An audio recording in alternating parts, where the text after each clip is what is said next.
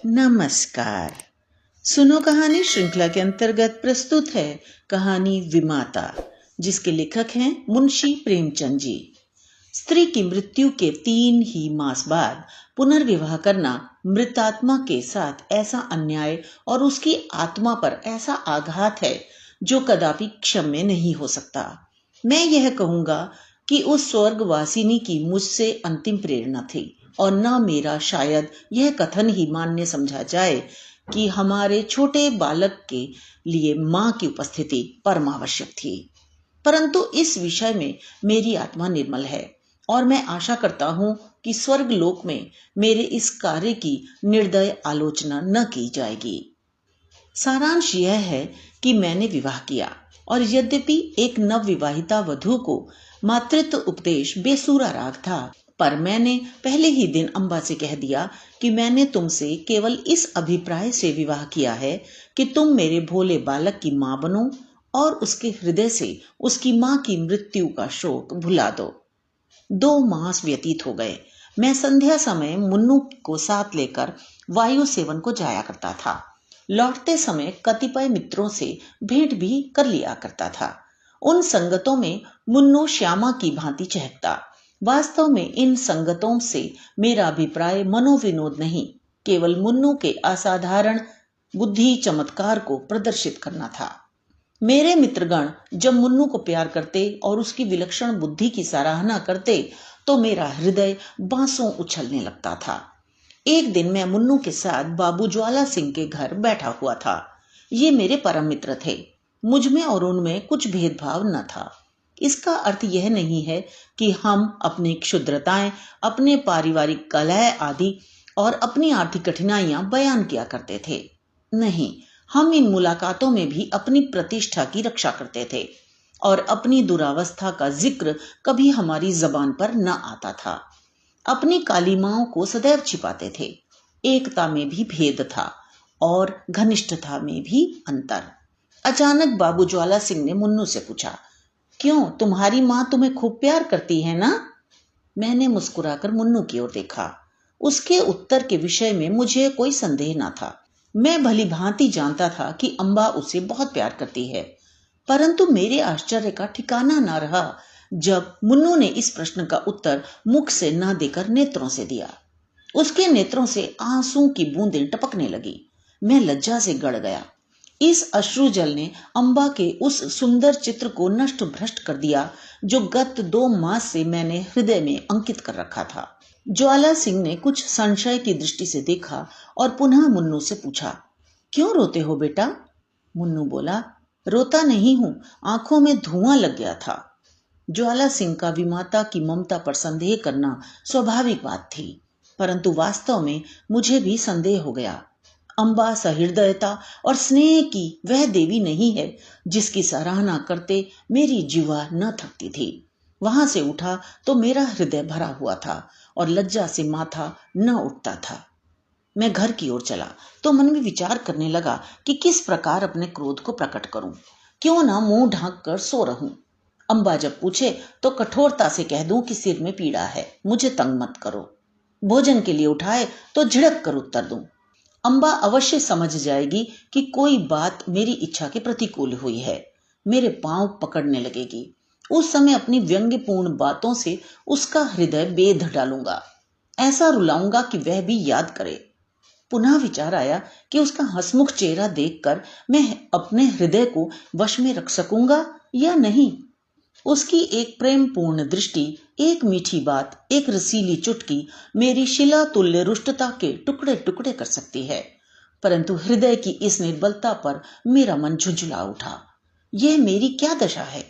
क्यों इतनी जल्दी मेरे चित्त की काया पलट गई? मुझे पूर्ण विश्वास था कि मैं इन मृदुल वाक्यों की आंधी और ललित कटाक्षों के बहाव में भी अचल रह सकता हूं, और कहां अब यह दशा हो गई कि मुझ में साधारण झोंके को भी सहन करने की सामर्थ्य नहीं। इन विचारों से हृदय में कुछ दृढ़ता आई। तिस पर भी क्रोध की लगाम पग पग पर ढीली होती जाती थी।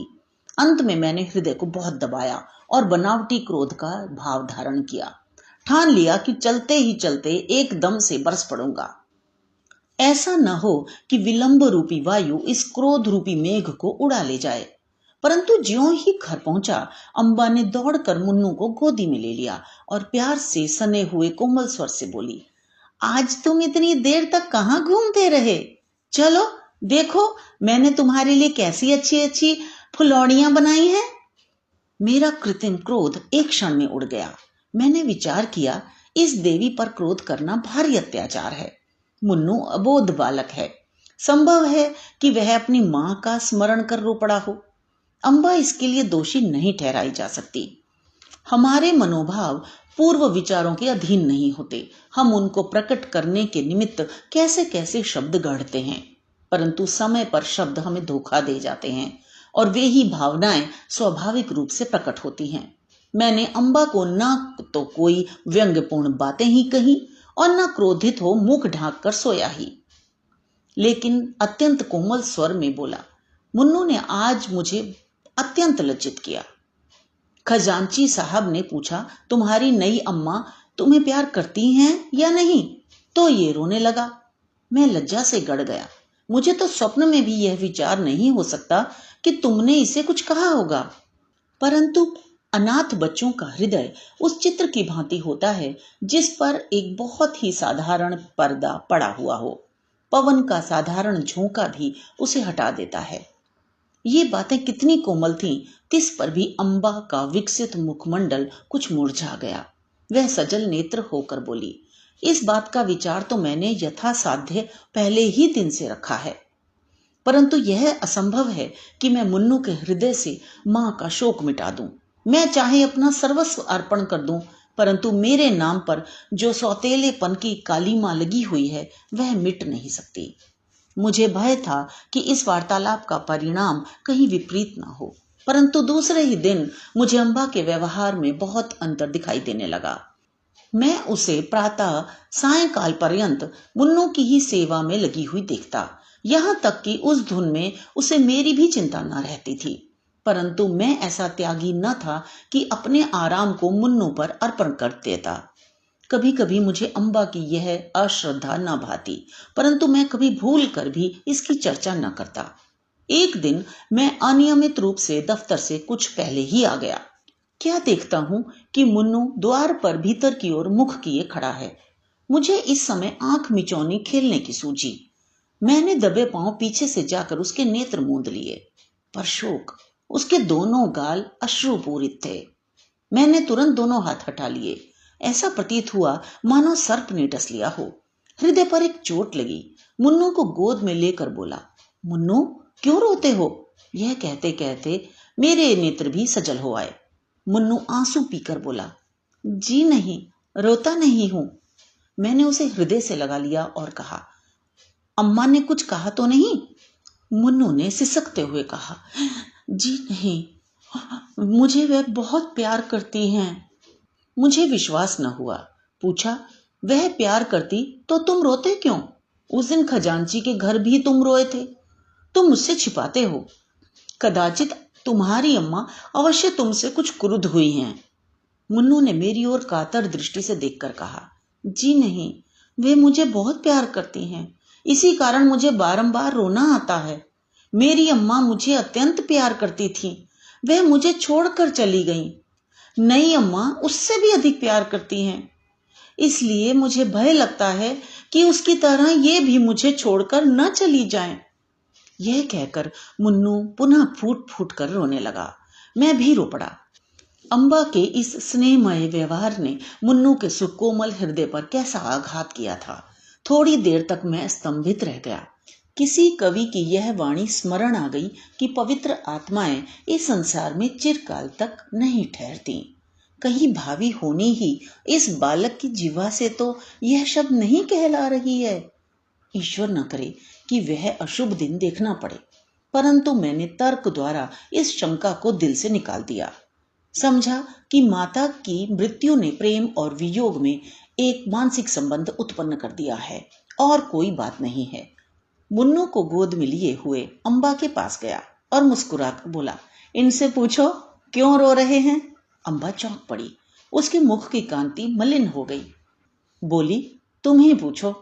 मैंने कहा, ये इसलिए रोते हैं कि तुम इन्हें अत्यंत प्यार करती हो और इनको भय है कि तुम भी इनकी माता की भांति इन्हें छोड़कर न चली जाओ। जिस प्रकार गर्द साफ हो जाने से दर्पण चमक उठता है, उसी भांति अम्बा का मुखमंडल प्रकाशित हो गया। उसने मुन्नू को मेरी गोद से छीन लिया और कदाचित यह प्रथम अवसर था कि उसने ममतापूर्ण स्नेह से मुन्नू के पांव का चुंबन किया। शोक, महाशोक। मैं क्या जानता था कि मुन्नू की यह अशुभ कल्पना इतनी शीघ्र पूर्ण हो जाएगी। कदाचित उसकी बाल दृष्टि ने होनी को देख लिया था। कदाचित उसके बाल श्रवण मृत्यु दूतों के विकराल शब्दों से परिचित थे। 6 मास भी व्यतीत न होने पाए थे कि अम्बा बीमार पड़ी और इन्फ्लुएंजा ने देखते देखते उसे हमारे हाथों से छीन लिया। पुनः वह उपवन मरुतुल्य हो गया। पुनः वह बसा हुआ घर उजड़ गया। अम्बा ने अपने को मुन्नू पर अर्पण कर दिया था। हाँ, उसने पुत्र स्नेह का आदर्श रूप दिखा दिया। शीतकाल था और वह घड़ी रात्रि शेष रहते ही मुन्नू के लिए प्रातः काल का भोजन बनाने उठती थी। उसके इस स्नेह बाहुल्य ने मुन्नू पर स्वाभाविक प्रभाव डाल दिया था। वह हठीला और नटखट हो गया था। जब तक अम्बा भोजन कराने न बैठे, मुंह में कौर न डालता। जब तक अम्बा पंखा न झले, वह चारपाई पर पांव न रखता।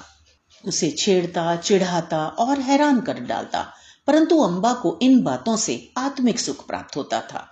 इन्फ्लुएंजा से कराह रही थी, करवट लेने तक की शक्ति न थी, शरीर तवा हो रहा था, परंतु मुन्नू के प्रातःकाल के भोजन की चिंता लगी रहती थी।